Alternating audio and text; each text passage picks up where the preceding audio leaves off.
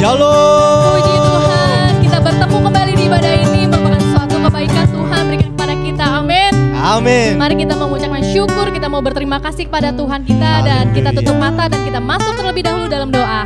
Tuhan Yesus yang luar biasa baiknya Tuhan, kami hadir kembali Tuhan pagi hari ini Tuhan. Kami memberikan terbaik Tuhan, kami bersorak-sorai, kami memuji-Mu Tuhan dengan suara kami, tarian kami Tuhan. Kami ingin menyenangkan Engkau Tuhan, karena Engkau terlalu banyak kebaikan yang kami boleh terima Tuhan. Terlalu banyak pertolongan yang telah kami terima Tuhan. Terima kasih Tuhan, Engkau sungguh luar biasa. Di dalam nama Tuhan Yesus Kristus kami tak berdoa, haleluya. Amin. Mari semua Bapak dan Ibu saudara-saudari, naikkan ucapan syukur kita lebih dahsyat buat Tuhan kita yang teramat baik. Haleluya. Kita boleh bergoyang, bertepuk tangan buat Tuhan kita. Katakan na na na na na na na na na na na na na na na na. Sekali lagi na na na na na na na na na na na na na. Na na na na. Semua katakan haleluya. Haleluya, ku memuji-Mu Tuhan, karena kasih-Mu tak berkesudahan. Biar yang bernafas memuji Sang Raja, di atas gunung dan di dalam samudra. Tanganku ku angkat padamu, mensyukuri semua rahmat yang telah kita terima, yang Tuhan kasih. Haleluya. Kakiku melompat bagimu, sebab rahmat-Mu baru setiap pagi. Oh, bersyukurlah kepada Tuhan, oh, sebab Dia baik, sebab Dia baik. Bahwasanya untuk selamanya kasih setianya, kasih setia. Semua katakan na na na na na na, hey, na na na na na na na na na na na. Sekali lagi na na na na na na, hey, na na na na na na na na na na. Mari angkat tangan dan katakan haleluya, aku memuji-Mu Tuhan. Karena apa? Kasih-Mu tak berkesudahan. Biar yang bernafas di seluruh permukaan bumi ini berkata, yeay, di atas gunung dan di dalam samudra. Semua siap-siap. Tanganku pun angkat padamu, mensyukuri, syukuri rahmat yang Kau beri. Kakiku melompat bagimu, sebab rahmat-Mu baru setiap pagi. Syukurlah kepada Tuhan, sebab Dia baik, sebab Dia baik. Bahwasanya untuk selamanya kasih setianya. Bersyukurlah, syukurlah, hey. Mari tepuk tangan buat Tuhan kita, hey. Sebab Dia baik, oh, bahwasanya, hey, selamanya kasih setianya, kasih semuanya. Na na na na na, hey, na na na na na na na na na. Oh, na na na na na, hey, na na na na na na na na na na. Haleluya.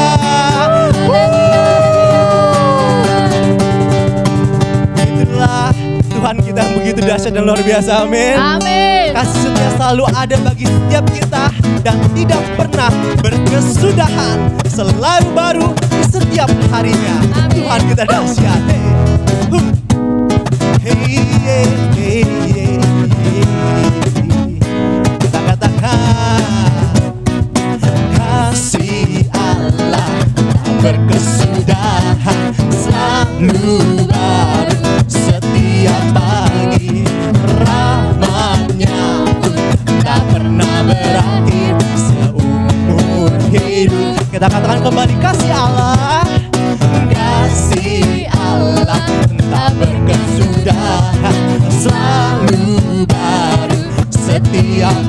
penuh dengan kejutan buat kita semua. Haleluya. Tak pernah berakhir seumur hidupku. Katakan, dengan sukacita ku kan menari, dengan sorak-sorai memuji, ku naikkan pujian. Haleluya. Nyanyi bagi Dia Sang Raja, nyanyi bagi Dia Sang Raja. Kasih Allah, kasih Allah tak pernah berhak, selalu baik. Setiap pagi penuh dengan kejutan, penuh dengan berkat yang baru, tak pernah berakhir di seumur. Dengan sukacita, dengan sukacita bukan menari, dengan sorak-sorai memuji, ku naikkan pujian. Haleluya. Nyanyi bagi Dia Sang Raja, nyanyi bagi Dia sekali lagi, nyanyi bagi Dia, nyanyi bagi Dia Sang Raja. Selamanya.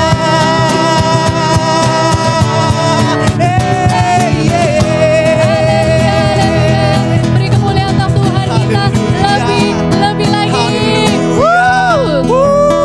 Tuhan kita sungguh dahsyat, amin. Amin. Kasih-Nya yang sangat tak terbatas hingga memenuhi hidup kita, amin. Yes. Mari kita siapkan hati kita, pikiran kita, berfokus pada Tuhan kita.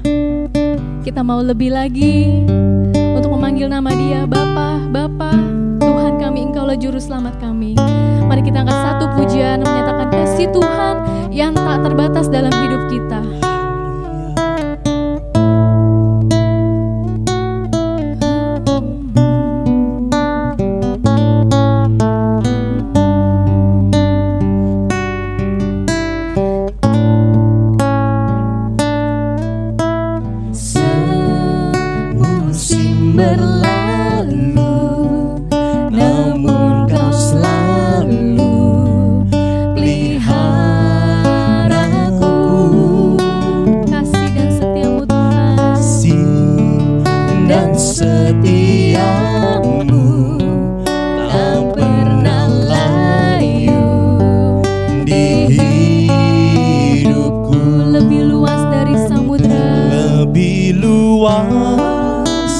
Dari samudra, kebaikan-Mu Bapa, kebaikan-Mu Bapa takkan habis di hidupku.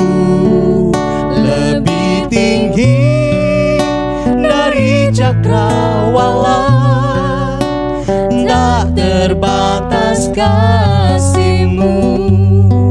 Sungguh bersyukur. Kita angkat pujian ini lagi dari awal. Semusim telah berlalu, semusim berlalu, namun Kau selalu pelihara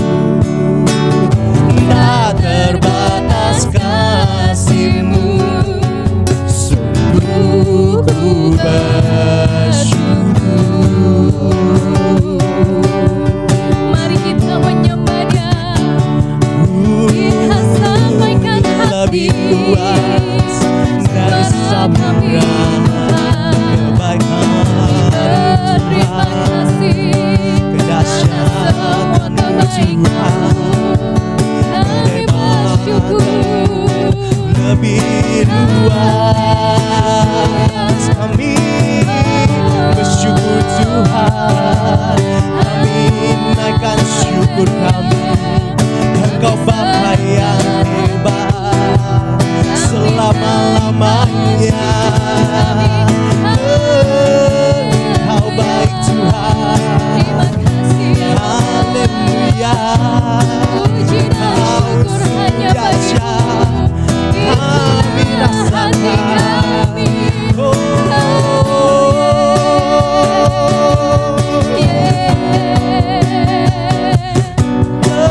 Pujilah Kau Tuhan. Haleluya, haleluya. Kami puji Kau Tuhan. Engkau dahsyat Tuhan, lebih dari segalanya. Syarabarabarabarabu, hirarabarabu. Kami bersyukur Tuhan, Engkau baik. Terima kasih, terima kasih Tuhan. Oh, kami bersyukur.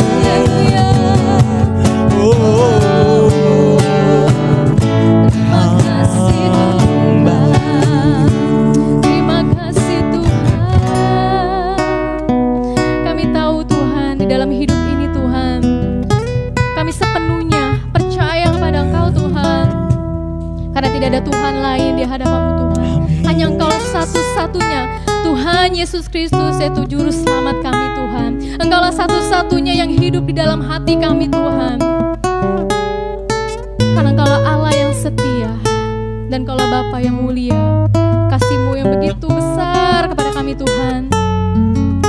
Dengan apa kami bisa membalas semua kebaikan-Mu Tuhan? Inilah penyembahan kami Tuhan.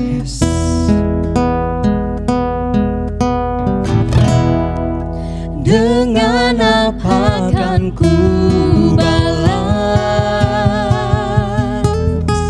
segala kebaikan-Mu? Segenap hatiku menyembah-Mu Yesus. Ku bersyukur padamu selamanya. Engkaulah Allah yang setia Tuhan. Engkaulah Bapa yang mulia. Kau Allah yang setia. Engkaulah Bapa yang mulia. Bapa yang mulia. Kasih-Mu besar Tuhan. Kau pulihkan hidupku. Kaulah harapanku. Hidupku dalam-Mu. Terima kasih Tuhan. Terima kasih Tuhan. Kau selamatkan hidupku. Dengan apa kan ku balas segala kebaikan-Mu? Segenap hatiku menyembah-Mu Yesus. Ku bersyukur padamu. Dengan apa kan ku balas segala kebaikan-Mu? Segenap hati kami menyembah-Mu Yesus. Segenap hatiku menyembah-Mu Yesus. Ku bersyukur padamu. Sekali lagi dengan sangat sungguh-sungguh. Dengan apa kan ku balas segala kebaikan-Mu. Segenap hatiku menyembah-Mu Yesus. Ku bersyukur padamu Selamanya Tuhan, selamanya. Oh, selamanya.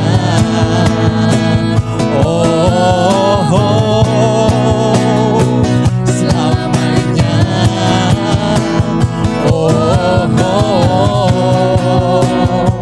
Selamanya.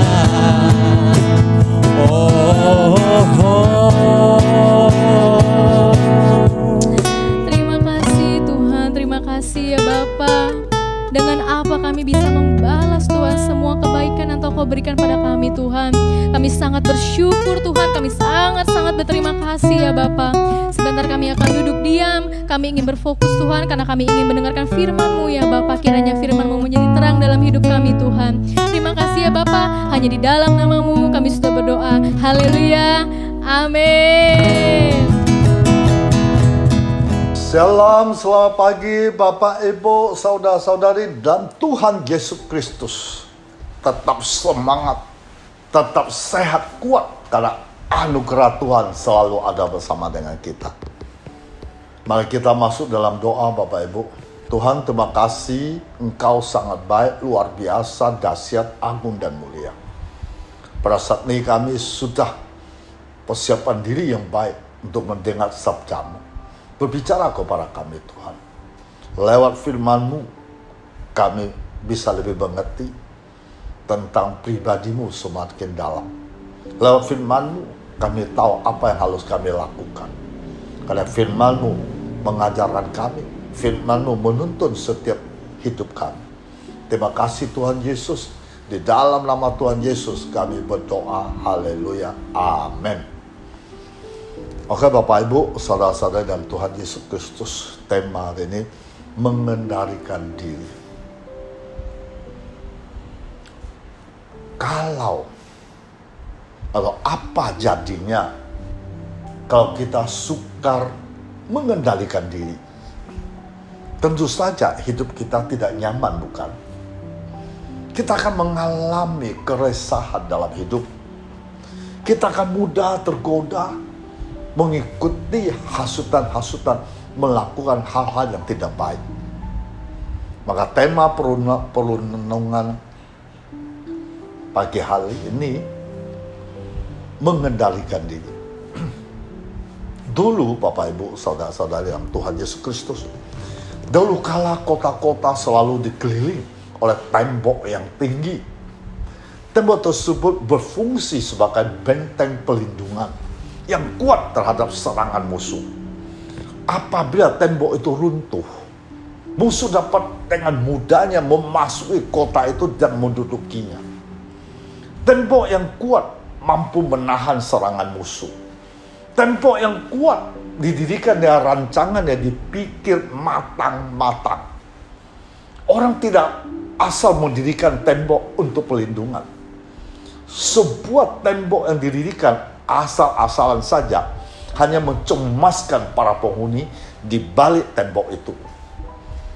Ada ketidaknyaman dalam hati. Akibatnya, orang-orang yang tinggal di dalam tembok itu bisa menjadi sasaran empuk musuh. Penduduk kota kocar-kacir. Nah, Bapak Ibu, saudara-saudari di dalam Tuhan Yesus Kristus, dalam kehidupan kita sehari-hari, kita juga perlu membangun tembok-tembok bagi pribadi kita. Tentu saja bukan tembok fisik seperti yang dahulu digunakan untuk melindungi kota-kota. Tembok diri ini dimaksudkan bagi seseorang untuk memiliki penguasa diri yang baik. Penguasa diri itu sangat penting bagi hidup seseorang. Orang yang mampu menguasai dirinya akan mengalami hidup yang damai.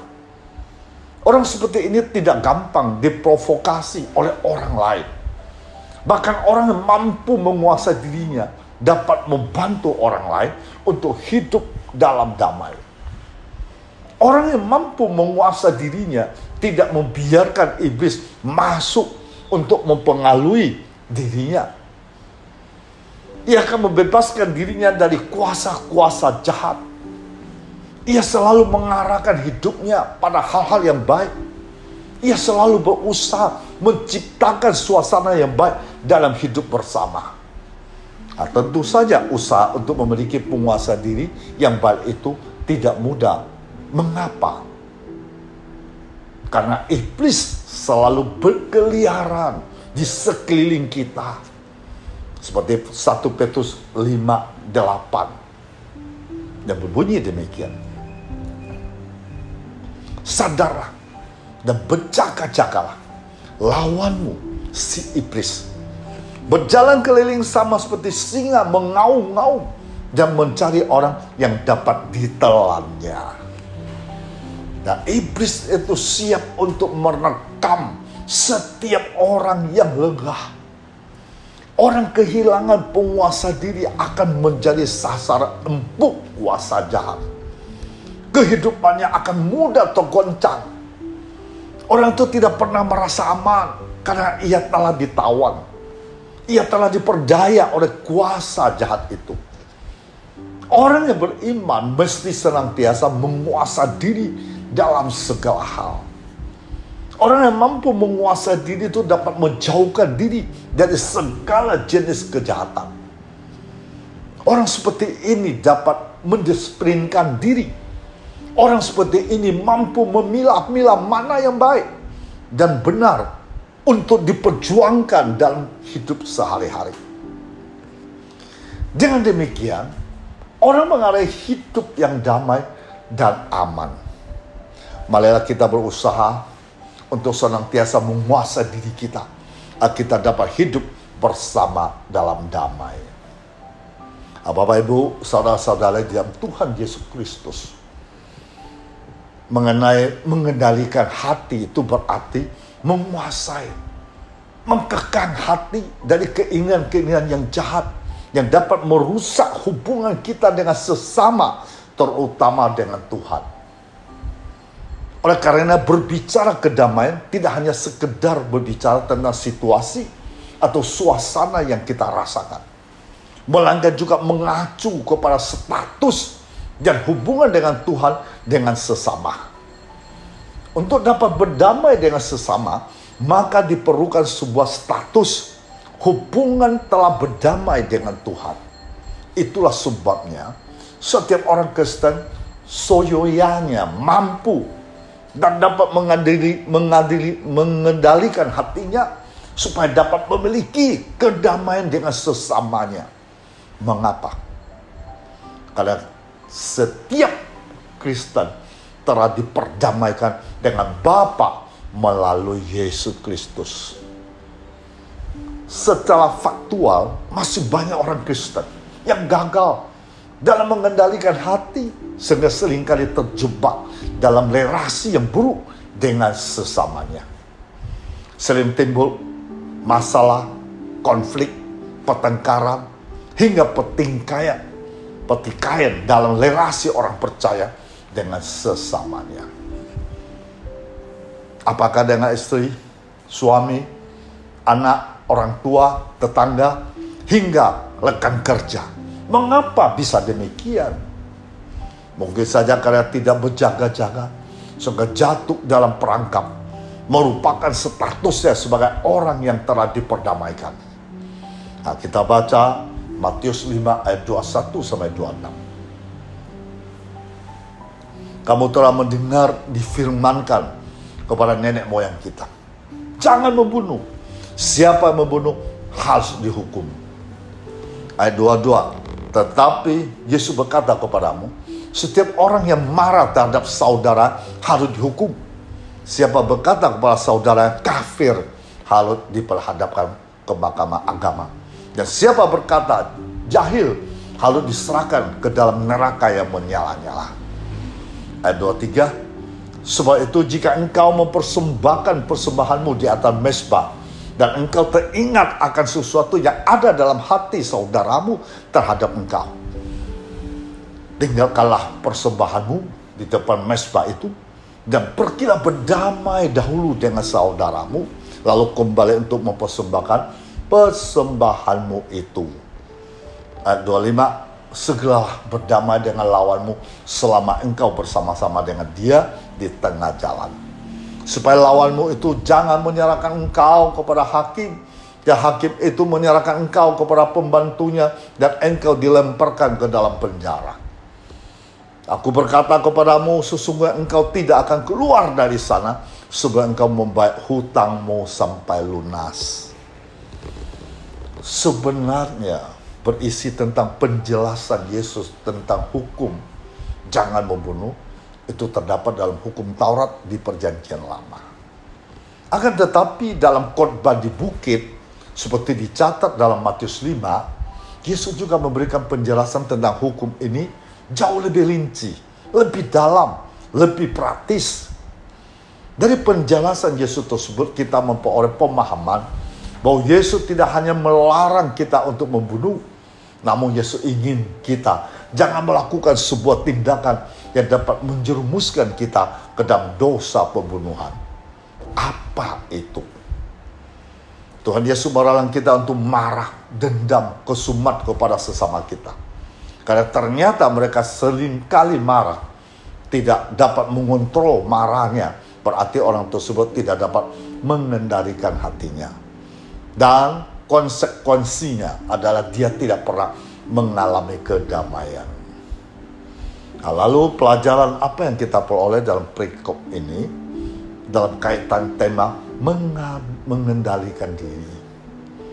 Ya, mengendalikan diri yang pertama adalah orang kalau tidak dapat mengendalikan hati harus diadili. Seperti kata kafir dalam ayat 22. Kafir itu berasal dari kata rakah, berarti bodoh, kepala kosong, tidak berotak. Ini merupakan suatu penghinaan kepada orang lain dengan berpikir dirinya lebih pintar, lebih hebat daripada orang lain, sehingga dapat disebut sebagai dosa kesombongan. Yakobus pasal 4 ayat 6 mengatakan, itu B-nya, Allah menentang orang yang congkak, tetapi mengasihani orang yang rendah hati. Kata Tuhan Yesus, orang yang suka menghina orang lain sepertinya seharusnya diperhadapkan kepada mahkamah agama. Bagi orang Yahudi pada waktu itu, mereka mempunyai percaya 3 macam pengadilan. Pengadilan pertama, pengadilan lokal. Pengadilan kedua, mahkamah agama sebagai pengadilan nasional. Ketiga adalah pengadilan ilahi. Nah, kata jahil berasal dari kata moros, berarti orang bebal, bejat, penghujat, murtad. Moros adalah suatu penghinaan terhadap watak dan hati seseorang. Dengan mengupat dan menghina saudara seperti ini, mereka biasa mengupat supaya dia masuk neraka. Mulut kita akan memperkenalkan kebencian kita. Kebencian kita akan memperkenalkan bahwa kita sebenarnya adalah pembunuh. Jika kita mengatakan kata-kata seperti lakat, yang diterjemahkan lembaga Alkitab Indonesia, kafir, kata-kata itu menghina orang lain karena kebencian kita kepada mereka, maka sebenarnya kita harus diadili sebagai pembunuh. Nah, jika kita mengatakan kata-kata seperti bodoh karena kebencian kita kepada orang lain, maka sebenarnya kita harus dihukum sebagai seorang pembunuh. Nah, inilah kedalaman sebenarnya dituntut Taurat itu. Mulut kita bersaksi bahwa kita adalah pembunuh, sama sekali seorang pembunuh tertangkap basah dengan pisau yang berlumuran darah. Ada ayat ini sebenarnya mengajarkan kita, jangan sekali-kali memiliki kemarahan yang panjang, sehingga membangkitkan kebencian di hati kita untuk melakukan tindakan yang negatif, untuk menghancurkan dan merugikan orang lain. Kata Yesus, kemarahan seperti ini tidak ada bedanya dengan membunuh. Karena orang memiliki kemarahan seperti ini akan berusaha untuk menghancurkan kehidupan orang lain di bencinya. Nah, orang seperti ini akan dihadapkan kepada pengadilan Allah. Nah, dari itu artinya kita tidak dapat mengendalikan hati, sehingga kita tidak akan mengalami ketenangan dan kedamaian dalam hati kita. Relasi kita sesama pun akan rusak dan tidak baik. Yang kedua, kalau kita tidak bisa mengendalikan diri, yang kedua dikatakan jangan beribadah apabila tidak dapat mengendalikan hati. Mengapa kita tidak boleh beribadah apalagi dalam kondisi marah? Karena Tuhan tidak akan mendengar atau menerima persembahan di altar. Yang kita persembahkan agar kita berdamai dengan Dia. Jika kita sendiri menolak berdamai dengan sesama kita. Inilah cara yang diajarkan Yesus, agar kita tidak menjadi pembunuh-pembunuh yang membunuh orang lain dengan kebencian kata-kata kepada mereka. Kita harus mampu mengampuni dan juga kelerahan mengakui dosa jika tindakan kita membuat orang lain membenci kita. Siapa yang membenci orang lain karena perasaan dendam yang muncul karena orang lain pernah bersalah kepada kita, hilangkan perasaan benci itu. Belajar untuk mengampuni orang lain. Yang ketiga, kita harus usahakanlah sebuah perdamaian dengan sesamamu. Ini tanda kita dapat mengendalikan hati. Itulah sebabnya dalam ayat 24 diperintahkan meninggalkan persembahan lalu pergi berdamai terlebih dahulu dengan sesama kita. Setelah itu kembali untuk mempersembahkan persembahan. Bahkan dipertegas kembali pada ayat 25. Artinya, marilah berusaha untuk mengendalikan hati supaya kita memiliki kedamaian. Bapak, Ibu, saudara-saudari dalam Tuhan Yesus Kristus, ketika Tuhan menciptakan Adam, Tuhan tahu bahwa tidak baik kalau manusia itu seorang diri, maka Ia menciptakan Hawa baginya. Nah, pada dasarnya manusia perlu hidup bersama dengan orang lain. Dalam kehidupan bersama orang lain sulit dihindari adanya gesekan. Maka memelihara kehidupan bersama orang lain adalah sangat penting. Bila setiap kita dapat menjaga, memelihara kehidupan bersama, maka akan tercipta suatu kondisi menyenangkan. Kita akan merasakan betapa indahnya hidup ini. Dari manakah kita memulai memelihara kehidupan bersama orang lain? Dari lingkup yang terkecil, yaitu kehidupan bersama di dalam keluarga. Berikutnya, jadi kehidupan bersama di dalam gereja. Kita perlu memelihara kehidupan bersama orang lain di dalam gereja melalui persekutuan yang ada di dalam gereja. Dan akhirnya memelihara kehidupan bersama orang lain di lingkungan masyarakat, bangsa dan negara. Sudahkah kita memelihara kehidupan bersama orang lain melalui persekutuan? Bagaimana kita menciptakan kehidupan bersama orang lain yang terpelihara dengan baik? Yang pertama, Bapak, Ibu, saudara-saudari dalam Tuhan Yesus Kristus, menciptakan suasana bisa baik, berdamai dengan semua orang lain.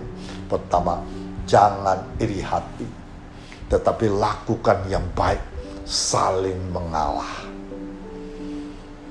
Seperti ayat 21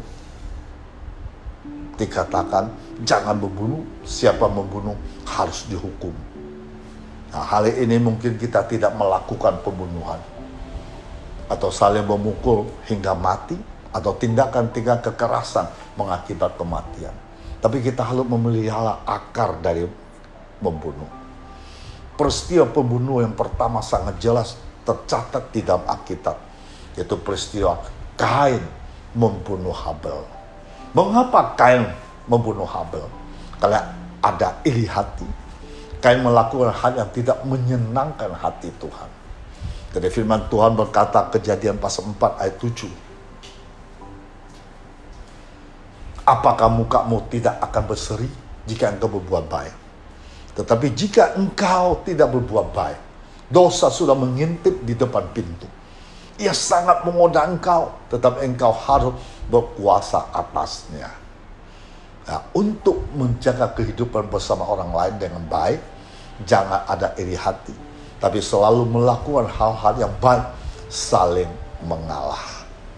Yang kedua, kita bisa menciptakan suasana berdamai dengan orang lain. Jangan cepat marah, tetapi senantiasa mengucapkan kata-kata baik dan membangun. Seperti ayat 22 mengatakan, setiap orang yang marah terhadap saudara harus dihukum. Siapa berkata kepada saudara kafir harus dihadapkan ke mahkamah agama. Dan siapa berkata jahil, itu artinya tolol, bodoh, harus diserahkan kepada neraka yang menyala-nyala. Nah, untuk menjaga kehidupan bersama orang lain, terpelihara dengan baik, jangan suka marah-marah. Jangan mengucapkan kata-kata yang tidak baik, tidak membangun, yang negatif, yang menyakitkan. Bila kita cepat marah, mengucapkan kata-kata yang tidak baik, itu tidak akan membawa keuntungan bagi kita. Yang ketiga, menciptakan suatu damai dengan orang lain, kita harus menciptakan suasana yang damai. Seperti ayat 23-26 memberitahukan kepada kita, bila kita sedang memberi persembahan kepada Tuhan, lalu teringat ada orang sakit hati terhadap kita, maka kita harus pergi berdamai dahulu dengan orang itu. Artinya, untuk memelihara kehidupan bersama orang lain, maka kita harus selalu menciptakan suasana damai. Di dalam persekutuan, keluarga kita harus saling menciptakan kedamaian. Bila terjadi sesuatu tidak menyenangkan, harus saling memaafkan dan mengampuni. Dengan demikian kehidupan bersama dengan orang lain akan terpelihara dengan baik. Hidup ini akan terasa indah, damai, dan tentera. Memang tidak mudah untuk mempraktekkan ketiga hal ini, Bapak Ibu, saudara-saudara Tuhan Yesus. Karena kita ada manusia lemah dan berdosa. Hanya kasih Kristus menguasai hidup kita, nyata di dalam kehidupan kita, yang akan memampukan kita. Kehidupan jemaat mula-mula tercatat di dalam kisah para rasul. Ada contoh nyata bagaimana kita saling melindungi, saling memelihara dalam kehidupan bersama dengan orang lain. Ya, Bapak Ibu, saudara-saudara dalam Tuhan Yesus Kristus, Tuhan memberkati kita semua. Haleluya. Kita masuk dalam doa. Bapa, sekali lagi kami mengucap syukur kepadamu. Engkau Allah yang dahsyat, yang luar biasa. Selalu mengajak kami bisa berdamai dengan orang lain. Mengajak kami bisa mengampuni orang lain, memaafkan orang lain. Selalu mengajak kami bisa melakukan yang terbaik, supaya orang lain bisa merasakan dan mengetahui kami adalah anak-anak-Mu Tuhan. Lewat firman-Mu hari ini, segala kepahitan, kemarahan, dendam, kami akan lepas semua itu. Karena Engkau sanggup melakukan, memberikan kami kekuatan, kemampuan untuk menghilangkan, melenyapkan dan kepahitan kami. Terima kasih Tuhan Yesus Kristus. Ketika kami serahkan penuh dalam tangan-Mu, kami akan merasa damai, sukacita. Dan kami akan melihat peluang-peluang di depan kami lebih baik lagi. Terima kasih Tuhan Yesus yang baik. Hamba tetap percaya. Hamba tetap memohon kepada Yesus Kristus. Ulukan tangan-Mu yang penuh kuasa, yang perkasa. Hari ini banyak orang mendengar live stream-Mu. Engkau tahu permasalahan mereka, persoalan mereka, tantangan hidup mereka, pertikaian mereka, perselisihan mereka, rumah tangga mereka, sakit penyakit mereka, keuangan mereka, finansial mereka, Tuhan. Hamba memohon Engkau ulurkan tangan. Engkau menjamah satu persatu. Engkau memberkati satu persatu. Engkau membuka jalan satu persatu. Engkau menyembuhkan segala penyakit satu persatu. Sekarang lewat live streaming ini, mereka mendapat mujizat demi mujizat. Karena Allah yang kami sembah Allah yang hidup, Allah yang sanggup melakukan segalanya, Allah yang mampu mengerjakan segalanya. Di dalam nama Tuhan Yesus, semua beres, semua diberkati, semua sukses dan berhasil dimanapun kau berada. Karena Yesus bersamamu, Yesus turun tangan, Yesus mengerjakan semua itu. Di dalam nama Tuhan Yesus Kristus, haleluya, amin.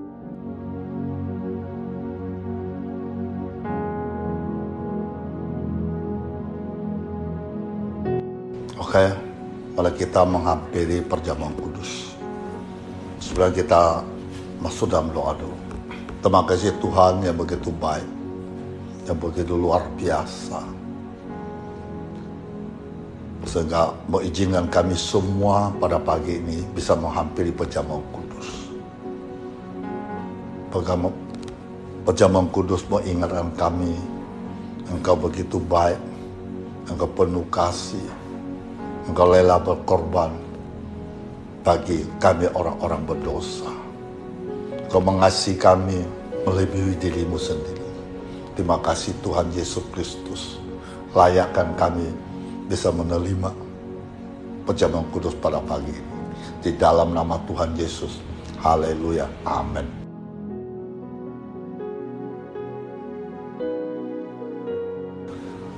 Mari kita angkat roti di atas kepala kita. Ajaran Alkitab tentang arti perjamuan kudus adalah sebagai berikut.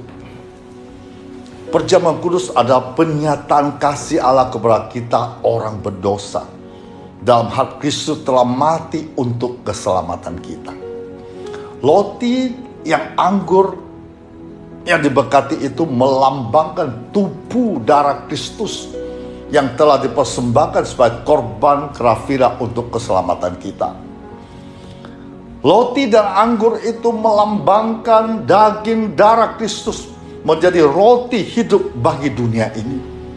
Barang siapa makan daging dan minum darahnya, yaitu yang percaya padanya, menjadi satu dengan dia, akan beroleh hidup dan kekal. Perjamuan kudus ada alat anugerah supaya kita bisa boleh bersekutu dengan Tuhan, tinggal di dalam Dia dan Dia di dalam kita, dan juga bersekutu satu sama lain. Perjamuan kudus ada alat anugerah supaya hidup Kristus bisa mengalir di dalam kita. Perjamuan kudus ada alat anugerah untuk memberi kesehatan Kristus kepada kita berdasarkan iman kita. Perjamuan kudus ada perjamuan Tuhan untuk sidang Jumat yang dikasihnya, supaya jemaat selalu akan mengingat kasih Tuhan, hidup senantiasa di dalam kasih-Nya. Perjamuan kudus adalah meterai perjanjian Allah dengan umat manusia, supaya barang siapa percaya korban penebusan Kristus akan beroleh selamat kekal. Dari apa yang telah kuteruskan kepadamu telah aku terima dari Tuhan, yaitu bahwa Tuhan Yesus pada waktu malam ia diserahkan, mengambil roti, sesudah itu ia mengucapkan syukur atasnya. Ia memecah-mecahkannya dan berkata, ambillah, makanlah, inilah tubuhku yang diserahkan bagi kamu. Perbuatan ini menjadi peringatan akan aku. Mari kita makan bersama-sama dalam nama Tuhan Yesus Kristus.